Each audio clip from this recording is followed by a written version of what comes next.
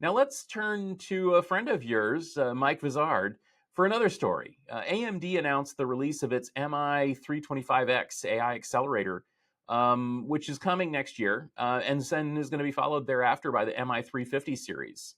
All of these feature more memory, more throughput, more processing.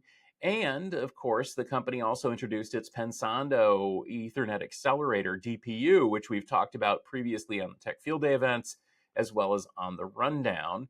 And of course, a fifth generation EPYC processor that improves performance by a significant percentage point.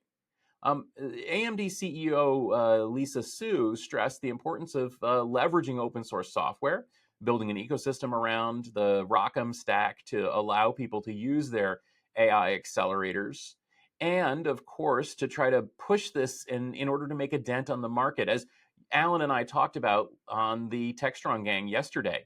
So let's get some perspective from Techstrong's Mike Vizard. Hey, thanks for the throw, Stephen. This whole story was about faith in the future of AMD, and they are really talking about the next generation of their architectures. There's one where they're kind of saying, hey, this next thing we're coming out with is on the existing architecture and it matches up with NVIDIA Blackwell. But they're also signaling that next year that they will deliver an additional architecture that's completely revamped, that'll be much faster, much more cost efficient. And this is a big deal in the land of AI because the cost of training models is really high and the number of inference engines that you have is going to expand, and it's getting, of course, still really hard to find the GPU in the first place, and the cost needs to come down if we're going to have this AI revolution.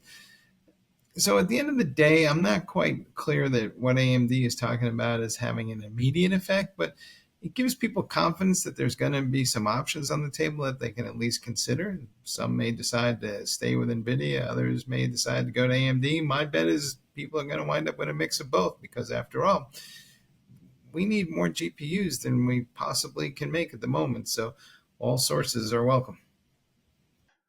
Well, thanks, Mike. It's great to have your perspective on this story. And of course, as I mentioned, we also did talk about this on Techstrong Gang yesterday, so check that out on Techstrong TV.